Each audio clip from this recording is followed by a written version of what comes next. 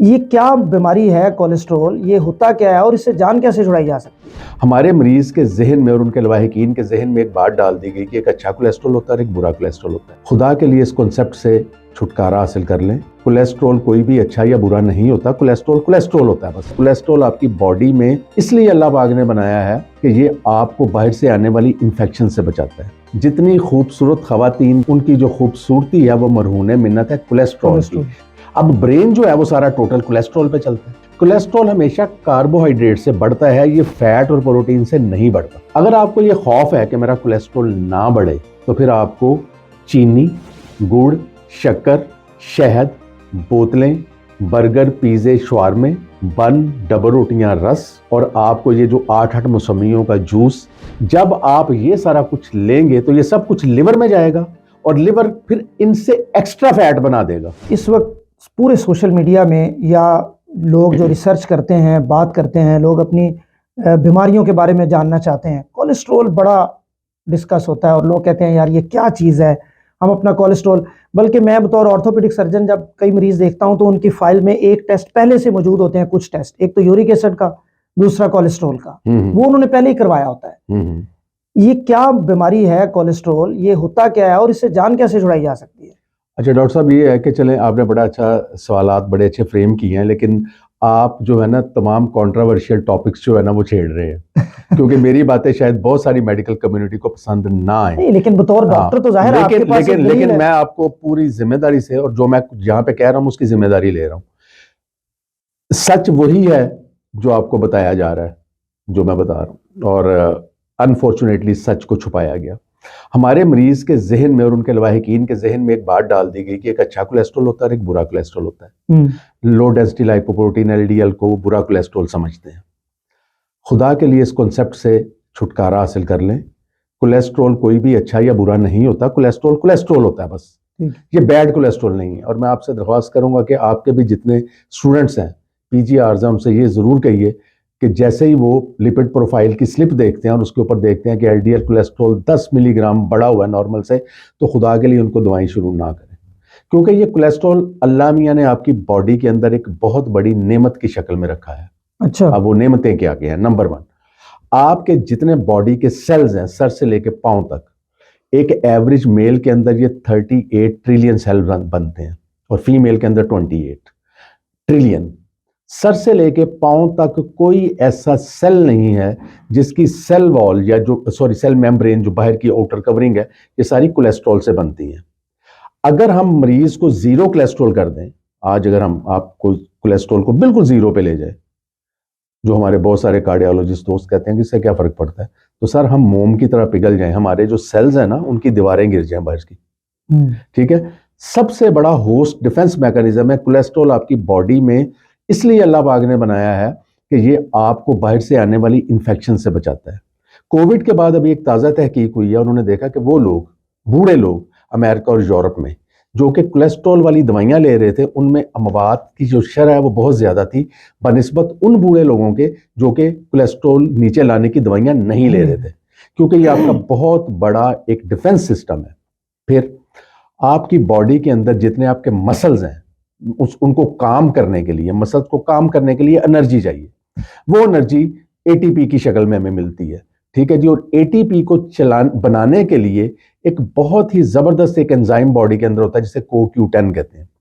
अब मेडिकल जो कम्युनिटी है, जो हमारी फार्मा कम्युनिटी, उन्होंने इसका मंत्र ये बनाया, क्योंकि कोलेस्ट्रॉल की दवाएं देने से CoQ10 का लेवल नीचे चला जाता है, हमें मसल्स पेन बहुत ज्यादा होती हैं, हमें वीकनेस शदीद होती है। उन्होंने कहा अच्छा, इसका हल ये है कि हम CoQ10 साथ देते जाते हैं बाहर से भी, एक दवा उनकी और ऐड कर ले। ठीक हो गया। अब सवाल ये है कि क्या हम यही करेंगे कि एक चीज का साइड इफेक्ट आया और उसी चीज का हमने साइड इफेक्ट को खत्म करने की बजाय उसके लिए एक और दवा बना ली? उसके अलावा विटामिन डी का बड़ा, आप आर्थोपेडिक सर्जन है, आप मुझे ये बताइए कि विटामिन डी बनाने के लिए प्रिकर्सर क्या है आपके पास, जो जिससे बनता है वो कोलेस्ट्रॉल है। आपके जितने हार्मोन्स हैं, जितनी खूबसूरत खवातीन ये पॉडकास्ट सुन रही हैं, उनकी जो खूबसूरती है वो मरहून मिन्नत है कोलेस्ट्रॉल की, क्योंकि उनके जो फीमेल सेक्स हार्मोन्स हैं वो कोलेस्ट्रॉल के मरहून मिन्नत है। वो तमाम मर्द हजरात जिनको अपनी मर्दानगी पे फख्र है, उनके ये तमाम मर्दाना हार्मोन्स लाइक टेस्टोस्टेरोन ये सारे जो हैं कोलेस्ट्रॉल से बनते हैं।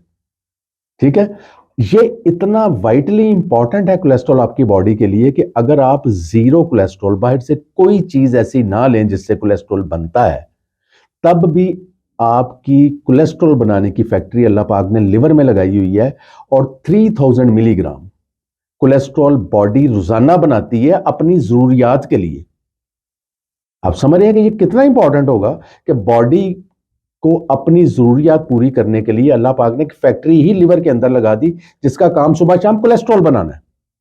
अब ब्रेन जो है वो सारा टोटल कोलेस्ट्रॉल पे चलता है। ब्रेन आपका जो है 90% 95% कोलेस्ट्रॉल है।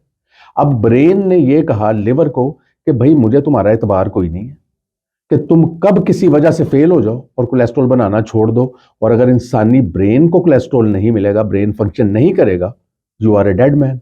तो कोलेस्ट्रॉल के अंदर अपना सिस्टम है कोलेस्ट्रॉल बनाने का, क्योंकि जो आपके न्यूरॉन्स हैं जो जिसके ऊपर ब्रेन चलता है उसके लिए कोलेस्ट्रॉल तो चलता क्या है। ये बढ़ जाना चाहिए फिर? अच्छा, बढ़ जाना चाहिए। देखिए, कोलेस्ट्रॉल के बारे में पहले तो ये सोच लें कि ये बढ़ता किससे है। कोलेस्ट्रॉल हमेशा कार्बोहाइड्रेट से बढ़ता है, ये फैट और प्रोटीन से नहीं बढ़ता। हमारे यहाँ ये जो कॉन्सेप्ट है, हमारे जो दोस्त हैं जो मेडिकल कम्युनिटी के, सबसे पहले मरीज का जैसे ही हार्ट के डॉक्टर पे मरीज गया नहीं, उसका कोलेस्ट्रॉल आपको कम करने के लिए सबसे पहले उसका घी और मक्खन बंद कर दिया जाता है। उसको कहते हैं जी अंडे की सफेदी खाओ, जर्दी नहीं खानी। जर्दी के बगैर अंडे की सफेदी जो है वो जस्ट ऐसे ही है कि आपने कोई समझ लें कि मट्टी खा ली है। अच्छा, इसका फायदा ही कोई नहीं है। ठीक है। दुनिया में अल्लाह पाक ने कभी प्रोटीन्स को फैट्स के बगैर पैदा नहीं किया। मुझे दुनिया में किसी जानवर का अंडा बता दें जिसमें सिर्फ और सिर्फ प्रोटीन हो और फैट ना हो। मुझे दुनिया के किसी जानवर का गोश्त बता दें जिसके अंदर सिर्फ प्रोटीन और फैट ना हो। तो कुदरत ने हमेशा प्रोटीन्स को फैट्स के साथ पैकेज करके भेजा है, तो आपने दोनों खानी है। और कभी भी अंडे के कोलेस्ट्रॉल के साथ, सॉरी, जर्दी के साथ कोलेस्ट्रॉल बढ़ने का कोई अमल नहीं है। अगर आपको ये खौफ है कि मेरा कोलेस्ट्रॉल ना बढ़े, तो फिर आपको चीनी, गुड़, शक्कर, शहद, बोतलें, बर्गर, पिज़्ज़े, शवारमे, बन, डबल रोटियां, रस, और आपको ये जो 8 मौसमियों का जूस, क्योंकि ये प्योर फ्रुक्टोज होती है, इसके अंदर आप फाइबर उठा के बाहर फेंक देते हैं। जब आप ये सारा कुछ लेंगे तो ये सब कुछ लिवर में जाएगा और लिवर फिर इनसे एक्स्ट्रा फैट बना देगा, और वो फैट आपके ब्लड के अंदर आ जाएगी जिसको हम ट्राइग्लिसराइड कहते हैं। आज अगर आप लिपिड प्रोफाइल देखें तो हर बंदे का ट्राइग्लिसराइड बढ़ा हुआ है। ये ट्राइग्लिसराइड आपके घी मक्खन से नहीं आया, ये आपके कार्बोहाइड्रेट से आया है। तो अगर आपको फैट से डर है तो फिर आप कार्बोहाइड्रेट से डरे, प्रोटीन और फैट से नहीं। तो इस कोलेस्ट्रॉल को भूल जाइए। अब अगर मैं ये कहूं कि दुनिया में जो रिसर्च है वो ये कहती है, और शायद इस पे भी बहुत सारे लोगों को शौक लगे, कि आपको उस वक्त तक अपना, जिसे हम सो कॉल्ड बैड कोलेस्ट्रॉल, मैं नहीं कहता, लोग कहते हैं बैड कोलेस्ट्रॉल, एलडीएल कोलेस्ट्रॉल, जब तक ये 300 या इससे ज्यादा ना हो जाए, इसको ट्रीट करने की जरूरत नहीं है दवा के साथ।